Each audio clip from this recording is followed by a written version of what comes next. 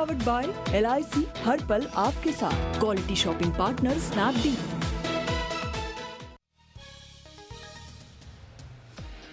नमस्कार, मनी गुरु की इस खास पेशकश में आप सभी का स्वागत है। मैं हूं स्वाति रायना।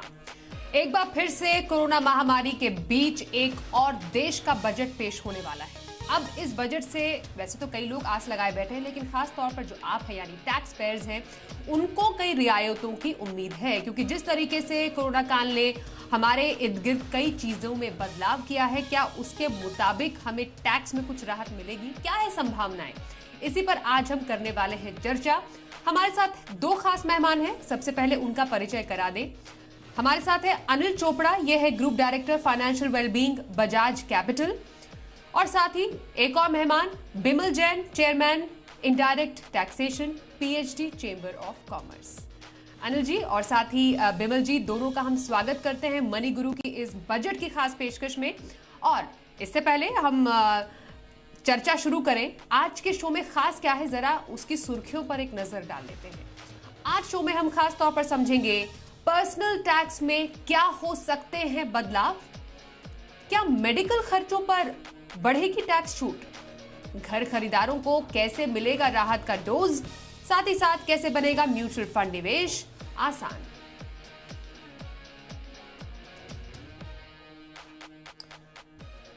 तो आम टैक्स पेयर्स की कई सारी उम्मीदें हैं और इन उम्मीदों पर खरा उतरने की कोशिश पूरी तरीके से वित्त मंत्री जी की है। अब क्या पिटारे से निकलता है ये तो 1 फरवरी को मालूम चलेगा, लेकिन जो हमारे अलग अलग एक्सपर्ट्स से शो में बात होती रहती है, लगभग कुछ वैसा ही हम कह सकते हैं कि एक ट्रेलर देखते हैं कि बजट से पहले क्या हो सकता है, क्या ऐलान हो सकता है। बिमल जी, सबसे पहले मैं आपसे समझना चाहती हूँ कि जब हम पर्सनल टैक्स की बात करते हैं, क्योंकि जो आम टैक्स पेयर्स इस वक्त हमें देख रहे हैं, वो सबसे बड़ी राहत पर्सनल टैक्स के मोर्चे पर चाहते हैं। और जैसा मैंने शो की शुरुआत में बोला कि कोरोना ने हमारी जिंदगी काफी हद तक बदल दी है। अब इन बदलावों को ध्यान में रखते हुए पर्सनल टैक्स में कैसे छूट की संभावना हम कर सकते हैं और क्यों है ये जरूरी? स्वाति जी, आपने बहुत अच्छा क्वेश्चन पूछा है। मैं आपको कुछ 3-4 बड़े बड़े पॉइंटर्स जो पर्सनल बेनिफिट के लिए, देखिए बजट कंजम्पशन बेस्ड होना चाहिए जिसमें हमारी GDP और इकोनॉमी ग्रो करे। अगर मैं पर्सनल इंडिविजुअल टैक्सेशन की बात करूं तो जो सैलरीड क्लास है उसका स्टैंडर्ड डिडक्शन जो 50,000 रुपीज है उसको 1 लाख रुपए करना चाहिए। 50,000 से जब हम 1 लाख करते हैं तो डिस्पोजेबल इनकम उस सैलरीड क्लास के हाथ में आती है एंड ही विल इंकर फॉर द पर्चेजिंग पावर उसकी बढ़ेगी जो कंजम्पशन को बूस्ट करेगी। सेकेंड, कोविड में आपने देखा होगा work from home, third wave Omicron की चल रही है। हम सब घर से बैठ के काम कर रहे हैं। इंडिविजुअल अपना लैपटॉप, इंटरनेट, इलेक्ट्रिसिटी, फर्नीचर सारा वो घर से बैठ के कर रहा है। एक specific Covid related home allowances भी मिलना चाहिए टैक्स फ्री, जो हमें वर्क फ्रॉम होम के लिए एक बेनिफिट प्रदान करता है। दूसरी बात जो मैं आपसे कहना चाहूंगा, जो नॉन सैलरीड क्लास है, अगर हम देखें, ऑनरेबल प्राइम मिनिस्टर ने कहा हाउसिंग फॉर ऑल, सबके लिए घर होना चाहिए, और घर के लिए हमें क्या करना पड़ता है, लोन लेना पड़ता है। तो लोन के ऊपर हम इंटरेस्ट का पेमेंट भी करते हैं और प्रिंसिपल का भी पेमेंट करते हैं। तो इंटरेस्ट का जो हम पेमेंट करते हैं उसकी लिमिट है 2 लाख रुपए, उसको बढ़ाया जाना चाहिए, क्योंकि क्या होता है, इंटरेस्ट हम शुरू के सालों में ज्यादा देते हैं, तो जब हम शुरू के सालों में ज्यादा देते हैं तो इंटरेस्ट जो हम पे कर रहे हैं उसकी लिमिट को 2 लाख से 3 लाख किया जाना चाहिए। अब आप आइए, एक बड़ी 80C की जो डिडक्शन मिलती है, और 80C की डिडक्शन किस पे मिलती है? आप LIC लीजिए, टर्म इंश्योरेंस लीजिए, PF लीजिए, PPF लीजिए, ट्यूशन फीस लीजिए, और इवन जो आपने हाउसिंग लोन ले रखा है उसका प्रिंसिपल का जो आप रीपेमेंट करते हैं स्वाति, तो आपको एक बेनिफिट मिलती है 1.5 लाख रुपए की, और 1.5 लाख लास्ट 10 ईयर से यही लिमिट चल रही है। इसको जरूर 3 लाख किया जाना चाहिए। आज देखिए, अगर आप चाहते हैं सोशल सिक्योरिटी, इन्वेस्टमेंट, हम अपने सेफ एंड सेफ्टी, अपने रिटायरमेंट प्लान को करें, तो आप किस में इन्वेस्टमेंट करते हैं? आप LIC लेते हैं, टर्म इंश्योरेंस लेते हैं, PF लेते हैं, PPF लेते हैं। तो अगर इस लिमिट को आप बढ़ाएंगे तो सोशल सिक्योरिटी बढ़ती है। सेकंड, ये सेफ एंड सेफ्टी किसी भी इंडिविजुअल के हाथ में देता है। और प्लस अगर आप हाउसिंग लोन की बात करते हैं तो प्रिंसिपल का जो हम रीपेमेंट करते हैं वो भी इस 1.5 लाख के दायरे में आता है। इसको 3 लाख रुपए किया जाना चाहिए। आप आइए 80D, जहां मेडिकल इंश्योरेंस की बात करते हैं। कोविड में हम सब ने देखा स्वाति कि हमारी मेडिकल नीड कितनी बढ़ी, पर कितना डिडक्शन कितना हमें मिलता है 80D में? 25,000 रुपए। सीनियर सिटीजन को कितना मिलता है? 50,000 रुपीज।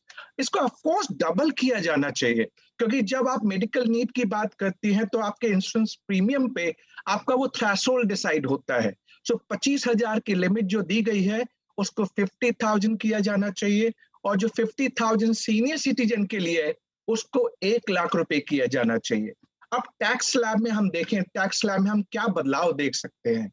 अप टू 5 लाख, अगर ओल्ड टैक्स रिजीम आप देखें तो रिबेट के साथ आपको कोई टैक्स नहीं देना पड़ता, पर 5 लाख के बाद आपको टैक्स देना पड़ता है।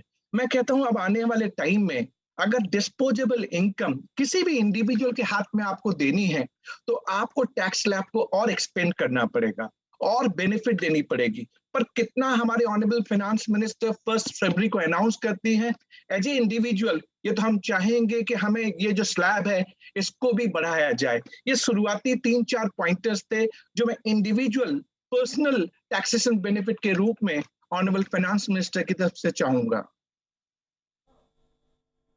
जी बिमल जी, शायद आपने हमारे जो बहुत सारे दर्शक देख रहे हैं उनके भी मन की बात वित्त मंत्री जी तक पहुंचाई है। मैं इस पर राय अनिल जी से भी लेना चाहूंगी। अनिल जी, आपको क्या लगता है, जैसा बिमल जी भी कह रहे हैं और जैसा कि हर तरफ से एक आम टैक्स पेयर की तरफ से मांग उठ रही है कि कोविड ने हमारे खर्चे काफी ज्यादा बढ़ा दिए हैं, चाहे वो ATC का जिक्र हो, चाहे वो ATD यानी हमारा मेडिकल इंश्योरेंस हो, या फिर चाहे वर्क फ्रॉम होम अलाउंस हो, इनको लेकर आपके मत में कैसे बदलाव करने की जरूरत है? हाँ, देखिए ये बहुत अच्छे सुझाव दिए विमल जी ने, लेकिन हम इतनी ज़्यादा उम्मीद नहीं कर रहे हैं फाइनेंस मिनिस्टर से। बजट में कोई बहुत ज़्यादा रद्दोबदल होने की उम्मीद नहीं है। वैसे देखा जाए अगर तो जो ब्रॉड पैरामीटर्स हैं इकोनॉमी के वो काफ़ी अच्छे हैं। नॉमिनल GDP की ग्रोथ जो है वो अच्छे रेट पे हुई है, और जो ओवरऑल जो टैक्स कलेक्शन वो भी अच्छा है। लेकिन आगे चलते हुए जो अगर हमने सारे सुझाव जो अभी विमल जी ने बताए अगर उन पे अमल हो जाता है तो टैक्स कलेक्शन बहुत ही कम हो जाएगी और फिस्कल डेफिसिट बहुत ही बढ़ जाएगा। मैं अपना राय दे देता हूँ एक एक करके। देखिए, पहले तो है कि जो सेक्शन 80C की लिमिट है वो मैं पूरी तरह से सहमत हूँ विमल जी से कि बहुत साल हो गए इसको बढ़ाया नहीं गया है। इन्फ्लेशन बढ़ रहा है, वैसे भी हर एक चीज़ में महंगाई हो रही है, तो इसकी भी लिमिट को काफ़ी साल पहले बढ़ाना चाहिए था। अब टाइम आ गया है कि इस 1.5 लाख को 3 लाख नहीं तो कम से कम 2.5 लाख या 2 लाख तो किया जाए। एक तो ये एक बहुत ही पुरानी डिमांड है और उम्मीद करते हैं कि इस दफा फाइनेंस मिनिस्टर साहब इसको थोड़ा सा इस पर काम करेंगे और 80C की लिमिट को बढ़ाएंगे। दूसरी जो इससे भी ज्यादा जो बड़ी रिक्वायरमेंट है स्वाति, और जो विमल जी ने भी बोला कि जो लाइफ इंश्योरेंस है इसकी जो रिक्वायरमेंट है वो बहुत ज्यादा है और लोगों को उसकी अभी पूरी तरह से पहचान नहीं हुई है, क्योंकि जो पेनिट्रेशन है लाइफ इंश्योरेंस की हमारी कंट्री में बहुत कम है। और जैसे बताया कि सिर्फ 1.5 लाख रुपए की लिमिट है जो कि प्रोविडेंट फंड से ही पूरी हो जाती है या फिर ट्यूशन फीस से ही पूरी हो जाती है। तो इसलिए अब टाइम आ गया है कि लाइफ इंश्योरेंस की प्रीमियम की पे जो छूट मिलनी चाहिए वो एक अलग सेक्शन बनना चाहिए। उसको 80C में से निकाल के एक अलग सेक्शन में उसको 50,000 या 1 लाख की छूट देनी चाहिए, ताकि सारे नागरिकों का ध्यान जाए कि लाइफ इंश्योरेंस की क्या रिक्वायरमेंट है। और कोरोना में हमने देखा कि कई लाख लोगों की जान गई और कई जो छोटे बच्चे यतीम भी हो गए। तो उसके चलते लाइफ इंश्योरेंस पे अलग से इंसेंटिवाइज करना बहुत जरूरी है, उसको सेक्शन 80C से निकाल देना चाहिए। बाकी जहां तक 80D की बात है, मैं पूरी तरह से सहमत हूं कि कोरोना में हमने अखबारों में इतनी सुर्खियां पड़ी कि कैसे लोगों के बिल जो है वो 2-2, 3-3, 5-5 लाख के बने जब वो हॉस्पिटल में एडमिट हुए। और यहाँ पे जो हमें जो प्रीमियम है अभी सिर्फ 25,000 रुपए का ही छूट मिलती है सेक्शन 80D में, और 25,000 रुपए से मुश्किल से 3 या 4 या 5 लाख तक की पॉलिसी आती है। तो ये टाइम आ गया है कि इस लिमिट को भी बढ़ाया जाए, 25,000 से इसको 50,000 किया जाए, और सीनियर सिटीजन को भी बढ़ा के 50,000 से 75,000 पे किया जाए। ये तो कुछ ऐसे सुझाव हैं जो मैं 100% सारे एक्सपर्ट्स ये उम्मीद कर रहे हैं और हम बड़ी बेसब्री से इंतजार कर रहे हैं कि 1 फरवरी को क्या अनाउंसमेंट होता है। इसके अलावा और भी कुछ उम्मीदें हैं, जैसे कि हाउसिंग लोन का है, तो हाउसिंग लोन पे भी जो छूट मिलती है वो सिर्फ 2 लाख रुपए की है, वो कई सालों से 2 लाख की चलती आ रही है। आप मानेंगे कि जो हाउसेस के प्राइसेस हैं वो पिछले कई सालों में बढ़ गए हैं। अभी भी जो अफोर्डेबल हाउसिंग की जो लिमिट है वो सिर्फ अभी 45 लाख की रखी हुई है। तो 45 लाख तो दिल्ली जैसे बड़े शहर में या जो और महानगर हैं हमारे इंडिया के, जैसे मुंबई या बेंगलोर या पुणे वगैरह, तो वहाँ 45 लाख में तो कुछ भी नहीं आता है। तो उसकी भी एक आशा की जाती है कि अफोर्डेबल हाउसिंग की लिमिट को भी थोड़ा बढ़ाया जाए, ताकि उससे जो उस पे जो लोन पे जो इंटरेस्ट की छूट मिलती है वो ज्यादा लोगों को उसका बेनिफिट हो सके। और इसके चलते ही जब रियल एस्टेट सेक्टर को, हाउसिंग सेक्टर को जब इससे एनकरेजमेंट मिलेगी, उससे जॉब क्रिएशन होगी, उससे ग्रोथ मिलेगी। जैसे विमल जैन साहब भी कह रहे थे कि ग्रोथ की आवश्यकता है, तो ऐसे कदम उठाने की आवश्यकता है जिससे कंजम्पशन बढ़े, जिससे मैन्युफैक्चरिंग बढ़े, जिससे रियल एस्टेट में ग्रोथ आए, जॉब क्रिएशन हो और लोगों को रिपल ज्यादा लोगों इफेक्ट को कहते हैं अनिल जी, जैसा आप बता रहे हैं, एक रिपल इफेक्ट। अगर मानिए एक एरिया में आपने कोई छूट दी है, अलग अलग सेक्टर से उसको कैसे फायदा होगा, इस तरीके का बजट हमारे सामने आना चाहिए, जैसा बिमल जी और साथ ही साथ अनिल जी की बातों से हमें समझ आ रहा है। बिमल जी, हाउसिंग फॉर ऑल, क्योंकि ये जिक्र छेड़ा अनिल जी ने, मैं आपसे भी जानना चाहती हूँ, अफोर्डेबल हाउसिंग या हाउसिंग फॉर ऑल 2022 मिशन के तहत आपको लगता है अब तक उतना ल्यूक्रेटिव या अट्रैक्टिव हो पाया है लोगों के लिए? और उसमें कुछ सुझाव तो अनिल जी ने भी दिए हैं। आपकी राय में ऐसे कौन से कदम उठाए जाना चाहिए जिससे अफोर्डेबल हाउसिंग और अफोर्डेबल बने और इस पे ज्यादा लोगों की रुचि बढ़े? देखिए स्वाति, आपने बहुत अच्छा क्वेश्चन पूछा है। हमारे ऑनरेबल प्राइम मिनिस्टर ने कहा हाउसिंग फॉर ऑल, पर ये हाउसिंग फॉर ऑल पॉसिबल कैसे होगा? हम जब जब हम स्मॉल किसी इंडिविजुअल की बात करते हैं या मीडियम इनकम अर्निंग ग्रुप की बात करते हैं, तो हाउस लेने के लिए हमारे पास फंड इतना होता नहीं है। हम इन रियलिस्टिक टर्म में लोन लेते हैं। जब हम लोन लेते हैं तो मैं दो बातें आपको बताऊंगा। लोन के ऊपर पहला इंटरेस्ट की हम बात कर रहे थे, जिसमें हम कह चुके हैं कि इंटरेस्ट की जो लिमिट है 2 लाख से 3 लाख की जानी चाहिए। जैसे अफोर्डेबल जिसकी हम बात कर रहे हैं, अगर आप टैक्स डिडक्शन की बेनिफिट देंगे तो लोगों का रुझाव बढ़ेगा, इंटरेस्ट बढ़ेगा, वो ज्यादा से ज्यादा हाउस लेना चाहेंगे, लोन लेंगे। और प्रिंसिपल रीपेमेंट जो 80C में आता है, 1.5 लाख की लिमिट में आता है। 1.5 लाख में आप क्या क्या कवर करेंगे? LIC, PPF, PF, term insurance, even tuition fees, even a principal repayment. तो मैंने 1.5 लाख से 3 लाख की बात क्यों की? इसीलिए की अगर मैं कहूं कि हम इतने सारे बेनिफिट मांग रहे हैं तो ऑनरेबल फाइनेंस मिनिस्टर के पास स्कोप होगा या नहीं होगा? स्वाति, देखिए अभी हमारा टैक्स का जो कलेक्शन है, चाहे वो डायरेक्ट टैक्स का हो चाहे वो इनडायरेक्ट टैक्स का हो, आपने देखा होगा इंक्रीजिंग पिलर पे है। टैक्स का collection month on month basis पे बढ़ रहा है। GST का collection on an average 1,30,000 crore per month आ रहा है। तो अब रेवेन्यू जब बढ़ रहा है तो हमें ऐसे एरियाज देखने चाहिए जहां पे हम रिपल इफेक्ट, जो आपने सही पिक किया स्वाति, कि एक इन्वेस्टमेंट आपको मल्टीपल बेनिफिट देता है। लेकिन आप हाउसिंग सेक्टर की एक और प्रॉब्लम सुनिए। हाउसिंग सेक्टर में जो सीमेंट है ना, जो कंस्ट्रक्शन के लिए जरूरी है, उस पर 28% का GST लगता है। अब 28% का GST लगा के आप हाउसिंग को कैसे कॉम्पिटिटिव बनाएंगे? यानी हमें देखना पड़ेगा, जब हम हाउसिंग फॉर ऑल की बात कर रहे हैं तो डायरेक्ट टैक्स के अलावा हमारे इनडायरेक्ट टैक्स GST 28%, जो सीमेंट एक इंपॉर्टेंट रॉ मटेरियल है फॉर कंस्ट्रक्शन ऑफ हाउसिंग, जो आपको रिड्यूस करना चाहिए। दूसरी बात, अफोर्डेबल हाउसिंग 1% GST रेट लगता है with no ITC benefit, and non affordable housing 5% की रेट विद नो ITC।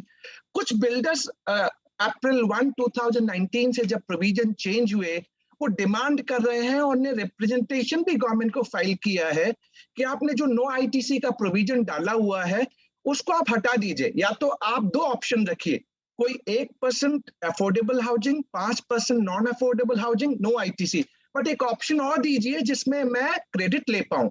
28% का अगर मैं सीमेंट के ऊपर GST दूंगा और क्रेडिट मुझे नहीं मिलेगी, तो अल्टीमेटली जो प्राइसिंग जो कस्टमर के लिए मुझे कॉम्पिटिटिव करनी है वो कहां से होगी?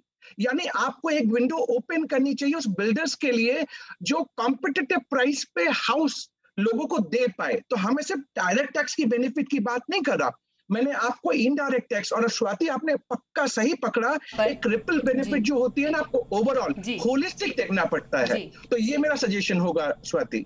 जी जी, बिल्कुल बिल्कुल बिमल जी, आपने सही बोला। और जैसे आपने बोला कि एक विंडो है वो किस तरीके से अलग अलग सेक्टर के लोगों के लिए खोलनी पड़ेगी। हम तो कह रहे हैं कि बहुत सारी खिड़कियां खोलनी पड़ेंगी, जिससे कि अलग अलग वे में अगर बेनिफिट हो तब एक कलेक्टिव हम बेनिफिट देखने को हमें मिल सकता है। बजट ग्रोथ बूस्टर, निवेश और टैक्स, आपके मतलब की बात हम कर रहे हैं। हमारे साथ अनिल चोपड़ा है बजाज कैपिटल से, और पीएचडी चेंबर ऑफ कॉमर्स से बिमल जैन हमारे साथ है। अब जरा थोड़ा इंश्योरेंस की बात कर ले। हालांकि काफी कुछ चर्चा इसमें जरूर हो चुकी है, लेकिन फिर भी अगर पूरे इंश्योरेंस के मोर्चे पर बात करें अनिल जी, तो मेडिकल इंश्योरेंस पर तो हमने चर्चा की ही। उसके अलावा अगर हम इंश्योरेंस के प्रीमियम पर जीएसटी की बात करें या इवन टर्म प्लान की बात करें, उसमें कुछ बदलाव की जरूरत आपको नजर आती है? देखिए, पहले तो ये हमने नहीं डिस्कस किया कि जो हेल्थ इंश्योरेंस का प्रीमियम है उस पे 18% का जीएसटी लगता है, जो कि बहुत ही ज्यादा है। और हम सब ये चीज मान चुके हैं कि हेल्थ इंश्योरेंस एक बेसिक नेसेसिटी है। हर एक इंसान के पास एक अपनी पूरी फैमिली को कवर करता हुआ एक हेल्थ इंश्योरेंस की पॉलिसी होनी चाहिए, और उसका प्रीमियम भी बढ़ते जा रहे हैं, क्योंकि पिछले कुछ 2-3 सालों से, जब से कोरोना का कहर हुआ है, तो लोगों के क्लेम्स बढ़े हैं। उसके चलते कंपनीज ने प्रीमियम भी बढ़ाए हैं। तो बढ़े हुए प्रीमियम पे अगर 18% जीएसटी पे लगता है तो वो कई लोगों को बहुत वो कचोटता है, कई लोगों को जेब से भारी पड़ता है। तो एक ये बहुत पुरानी एक रिक्वेस्ट है, और उम्मीद कर रहे हैं कि इस बार शायद इस पे ध्यान जाए और उसको 18% से कम करके 5% कर दिया जाए, ताकि लोगों की जेबों पे थोड़ा सा उसका भार हल्का पड़े हेल्थ इंश्योरेंस के प्रीमियम का। दूसरा जो पॉइंट आपने बोला वो भी बहुत इंपॉर्टेंट है कि जो लाइफ इंश्योरेंस में जो टर्म इंश्योरेंस पॉलिसीज होती हैं उसमें एक स्टैंप ड्यूटी लगती है। स्टैंप ड्यूटी चाहे वो है थोड़ा सा अमाउंट, लेकिन फिर भी वो चुभता है, उसकी कोई जरूरत नहीं है। वो 25 रुपए पर 1000 रुपए के सम इंश्योर्ड पे है। और ये जो स्टैंप ड्यूटी है स्वाति, ये प्रीमियम पे नहीं लगती, ये लगती है सम इंश्योर्ड पे, यानी कि पॉलिसी अमाउंट पे। तो अगर पॉलिसी अमाउंट 1 करोड़ रुपए का है तो उस पर 2500 रुपए जो है वो आपको स्टैंप ड्यूटी देनी पड़ती है। तो इसको भी हटाने की एक मांग है काफी टाइम से, जो इंडस्ट्री एक्सपर्ट्स कर रहे हैं, और आशा कर रहे हैं कि इस दफा ये जो 2 एनोमलीज हैं ये हट जाएं।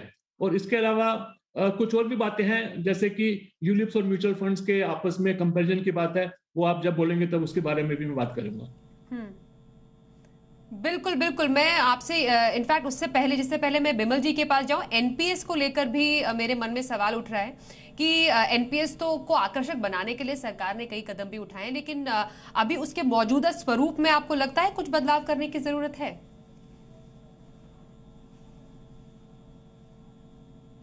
ये आप मुझसे पूछ रही हैं स्वाति जी? अनिल जी आपसे सवाल है। जी जी, आप ही से। ओके, जी हाँ, बिल्कुल। देखिए, एनपीएस को पहले से काफी अच्छा लुभावना बना दिया गया है। हर साल इसमें कुछ ना कुछ अच्छी चीजें इसमें ऐड करते जा रहे हैं, जैसे कि अब इसमें जो एंटर करने की जो उम्र की सीमा है वो भी बढ़ा के 70 साल तक कर दी गई है, जो कि बहुत ही अच्छा कदम है। लेकिन इसमें कुछ लोगों को जो ऑब्जेक्शन है वो ये है कि 40% अमाउंट जब आपका टोटल जो जमा हो जाता है उसकी आपको एन्युटी लेनी ही पड़ती है। वो एक कंपलसरी पॉइंट है। कुछ लोग ऐसे होते हैं जिनको फंड्स की रिक्वायरमेंट होती है और वो पेंशन नहीं चाहते हैं, और उनको अदरवाइज अपनी जॉब से ही पेंशन आती है, या वो अगर सरकारी कर्मचारी रिटायर हुए हैं तो वहां से उनको पेंशन आती है।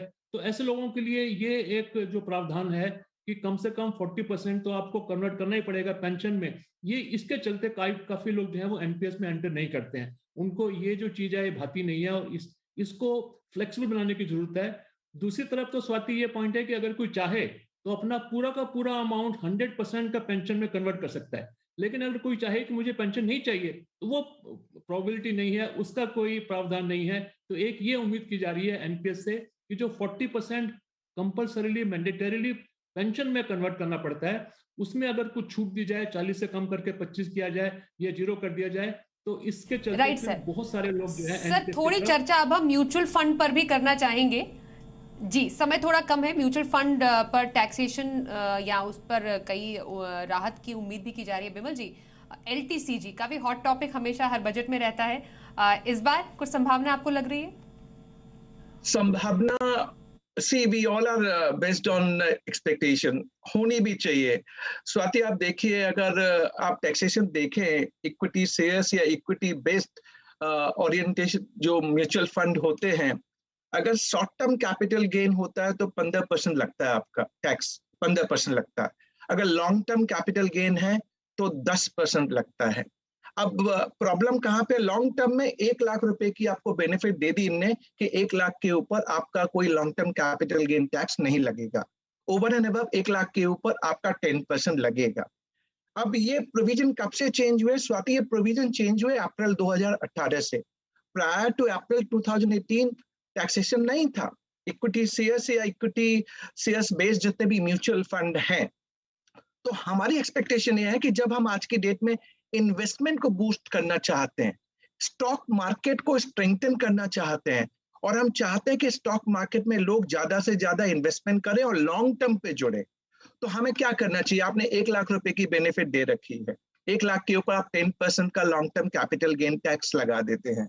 मैं तो ये चाहूंगा, ऑनरेबल फाइनेंस मिनिस्टर से मेरी गुजारिश ये होगी कि या तो आप प्री अप्रैल 2018 जो प्रोविजन थे एग्जिम्पशन वाले वो लेके आ जाए, और लॉन्ग टर्म पे कह रहा हूं मैं, शॉर्ट टर्म पे नहीं कह रहा, जो लॉन्ग टर्म में 12 महीने से ज्यादा अपने इन्वेस्टमेंट को बनाए रखते हैं, यानी वो शॉर्ट टर्म बाइंग सेलिंग में इन्वॉल्व नहीं है, तो यानी वो आपके बूस्ट करेंगे इन्वेस्टमेंट को, स्टॉक मार्केट को एक सस्टेनेबिलिटी और सॉलिड बेस देंगे, और ये वो इन्वेस्टर्स होंगे जो हमारे जो कंपनीज हैं, स्टार्टअप है, यूनिकॉर्न की हम बात कर रहे हैं, उनमें इन्वेस्ट करेंगे। सो अल्टीमेटली सिर्फ इन्वेस्टमेंट बेस्ड हम लॉन्ग टर्म कैपिटल गेन की बात नहीं कर रहा, मैं तो ये कह रहा हूं जब आप इस ऐसे इन्वेस्टमेंट पे शेयर मार्केट को बूस्ट करते हैं और शेयर मार्केट को सपोर्ट करते हैं with the companies those who are startup coming into the market, they will get more investment in the market on the long term perspective.